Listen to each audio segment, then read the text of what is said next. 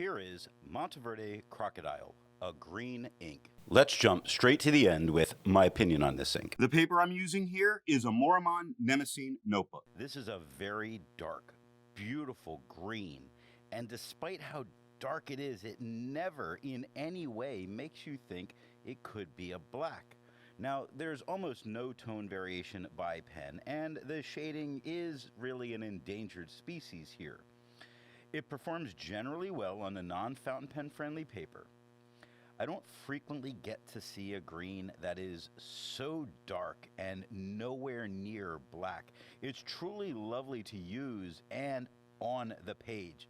I might need a new bottle of green ink.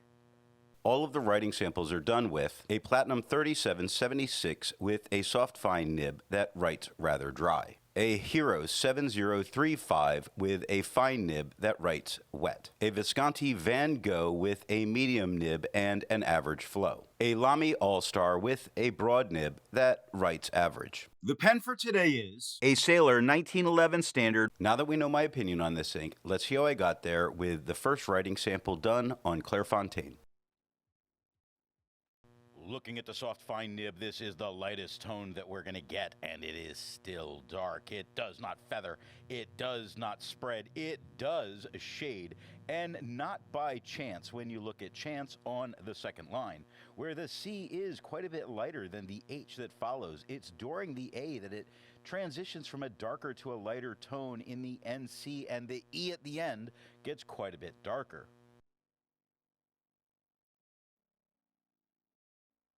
Looking at the wet fine nib, it is quite a bit darker than it was with the soft fine. It does not feather, it does not spread, it does not shade, it does not look like a black. This is where the review is probably going to get fairly boring because there's not as much going on other than the great tone. Looking at the medium nib, it is the same tone as the wet fine. It does not feather and it does not spread. It does not shade. It does still look great on the paper. This Clairefontaine's really showing off the color well. Looking at the broad nib, it is the same tone as the medium. It does not feather. It does not spread. It does not shade, though I will say the word moon on the first line is a little bit lighter than all the rest of the writing, which means I guess technically it could shade if it wanted to, but why would it? Looking at the back of the page, we get no bleeding and no ghosting. Like most inks, this one comes in a bottle. This is how the Pilot Custom 823 fits. And here is the Pelican M1000. Here's the ink level when you can no longer fill a Lamy Safari. There is approximately 3 milliliters of ink left. The next writing sample is done in a Portage Reporter's Notebook. Looking at the soft fine nib, it is the same tone as the Clairefontaine. It does not feather and it does not spread. It does shade just as well as it did on the Clairefontaine. Really straight to the point when we look at straight on the second line, where the ST are a bit lighter than the RAIGH, but the T gets a little bit darker than the rest of the world. A little bit darker than the rest of the world. That's right, it's just how it appeared to me when we look at appeared on the third line, where the AP is light, the second P quite a bit darker, the EAR light, the ED at the end darken up again. Looking at the wet fine nib, it is darker than it was with the soft fine, same tone as the Clairefontaine. It does not feather and it does not spread. It does not shade. It just performs well. Looking at the medium nib, it is the same tone as the wet fine, the same tone as the Clairefontaine. It does not feather, it does not spread, it does not shade. It continues to look very nice on this page. Looking at the broad nib, it is the same tone as the medium, the same tone as the Clairefontaine. It does not feather, it does not spread, it does not shade. It's going to be a boring review because we're going to hear those same things a lot. Looking at the back of the page, we can see that it does get very deep into the paper, especially on the medium, not so much on the wet fine. Could you write on the back of the page? With most nibs, yes. That medium, I don't think it would be a wise choice. There's a lot to learn by doing multiple chromatographies. The one on the left is immediately put into water for 10 to 15 seconds. The one on the right, marked with a D, is let dry for 10 minutes before putting into water. The next writing sample is done on a national brand Steno notebook. Looking at the soft fine nib, it is just as dark as it was on the Clairfontaine, but we do see a little bit of a tone shift. It's kind of a brighter green being affected by the tone of this paper. Now, it's not feathering, it's not spreading, it is shading, really for information purposes when we look at information on the second line. See how smoothly I joined that together. The IN is lighter than the F, which is very dark. It's the O or M that get lighter. The A lightens up a little bit more, but the shun at the end does darken up quite a bit. Looking at the wet fine nib, it is darker than it was with the soft fine, just as dark as it was on the Clairfontaine. Again, still looking like a little bit brighter green than it did on the Clairfontaine. No feathering, no spreading, no shading, just its regular old good performance. Looking at the medium nib, it is the same tone as the wet fine, just as dark as it was on the Clairfontaine, brighter than it was on the Clairfontaine. It does feather when you see it on Hobbit, Full, Resource, Far. It feathers a lot.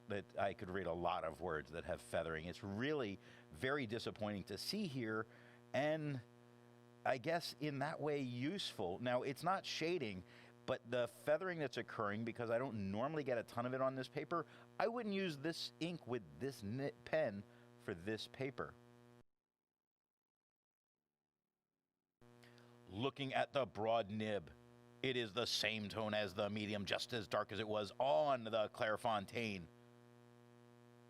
Little bit brighter tone, just as before. It does feather just like it did with the medium. Really saying, you want to know what? Maybe this ink and paper are not the best of combinations, because 50% of the nibs used feathered quite a bit. Now, I'm not getting any spread. I'm not getting any shading.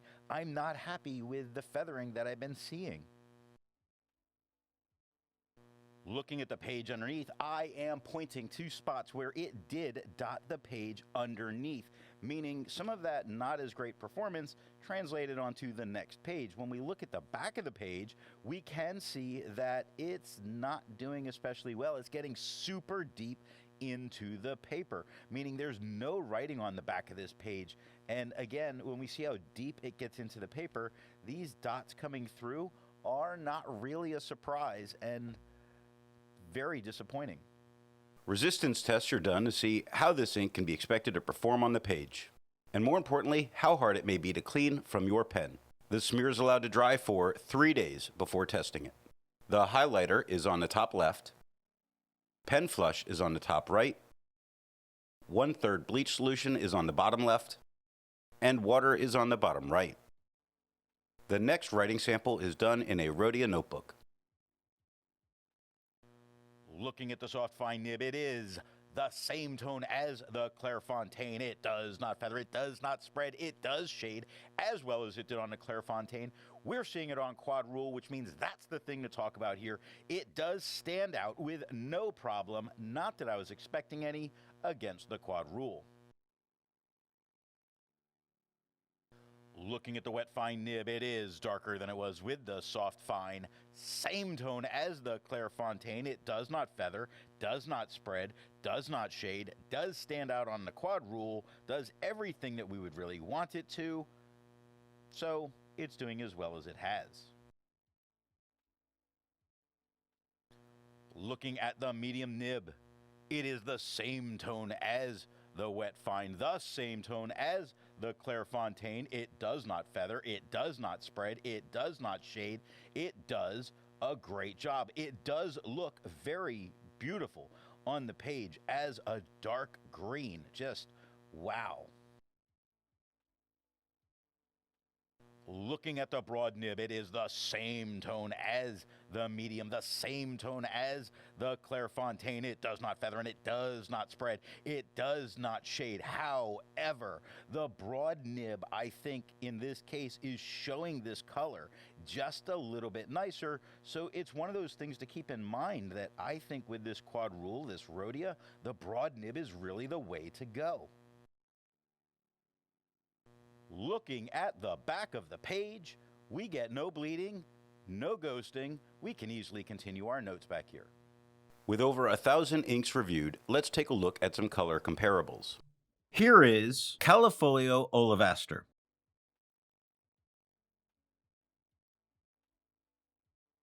Here is Diatramentis Artist Ink Green.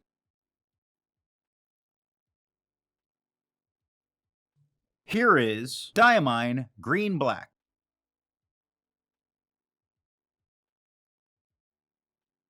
Here is KWZ Iron Gall Green number 4. The next writing sample is done in a composition lab notebook. Looking at the soft fine nib, it is lighter than it was on the Clairfontaine, flatter than it was on the Clairfontaine. It does not feather and it does not spread. It does shade, not quite as well as it did on the shade or on the Clairfontaine, but it is doing well. Now with that, it is still on quad rule and it stands out against that with no problems at all. Great choice for a student.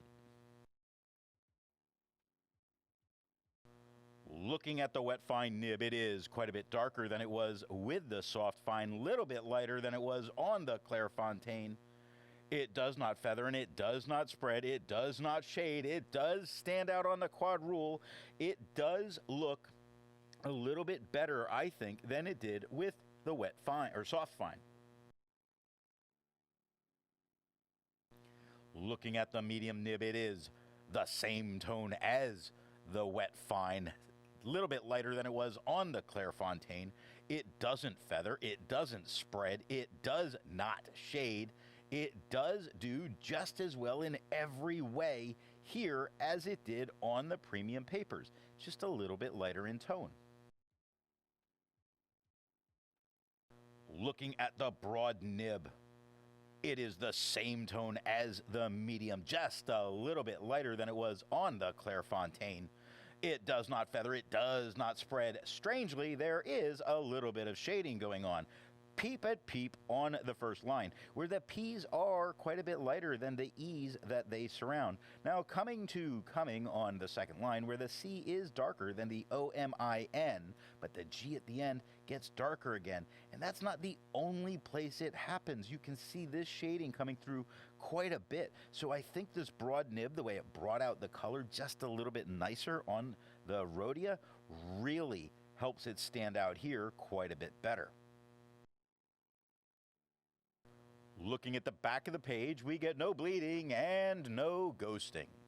While it's nice to see ink in the same color family, I prefer to see ink to complement the color on the page. Here is Lamy Bronze. Here is Krishna Sea and Storm. Here is Twisby Black.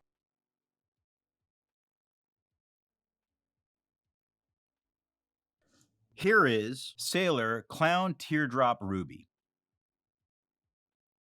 The last writing sample is done on 20-pound copy paper.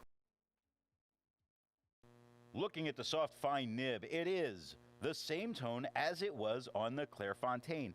It comes to us with feathering and with spread. However, the feathering and spread are both very under control in what's happening, meaning not too shabby at all. It does shade, and that could be a good thing as long as it doesn't bleed through. Now, I haven't been having that problem with this ream of copy paper, but in the past, I have that when it shades, it bleeds. Looking at the wet fine nib, it is quite a bit darker than it was with the soft fine nib. Same tone as the Clairfontaine. It does feather, tiny bit, really minor. I see it on Hobbit or rather, but barely, really. It's not something you have to be fond of, looking at the F in font. It does have a minor bit of spread. It does have little bits of shading that are coming through, which would really be surprising, looking at wood on the second line, where the WOU are quite a bit lighter than the LD at the end. Looking at the medium nib, it is the same tone as the wet fine, same tone as the Clairfontaine. It does have some light feathering going on. It has some light amounts of spread going on. I don't see any shading coming through. Really, this is a standout performance. This is doing really well on this paper considering what we're working on. Looking at the broad nib, it is the same tone as the medium, same tone as the Clairfontaine. It does have, I see no feathering. It does have some spread. It does not have much for shading, but the shading is there. Very odd that we're getting shading in a couple of nibs here that we didn't really get in other papers. So this makes this ink, despite the tiny feathers or spread that could happen, a great ink to use on the 20-pound copy paper. Looking at the back of the page, you can see that you couldn't write back here because there's a whole lot of bleeding through to the other side or really deep into the paper. Nothing bled through, touched the page underneath, not at all. So this great performance, you're just sacrificing the back of the page to be able to use it. So what nib and pen do I think are going to give the best writing experience with this ink? The paper I'm using here is yellow Rhodia paper. The soft fine, being very dry, does give the lightest tone and was generally the only time I had shading. I say generally because you just came from that copy paper that shaded more frequently. As for all other nibs, it was the same dark tone and didn't really shade. Now, I love shading in green inks, yet here we get a tone that is dark and distinctive enough that I'll let the lack of shading pass and really go for any kind of nib. I'm just going to avoid the dry nib because I'm enjoying this darker tone so much. I hope you got something out of this video, and thanks for watching. I want to let you know that the best way you can support this or any channel is to let retailers know where you heard of something if you go to buy.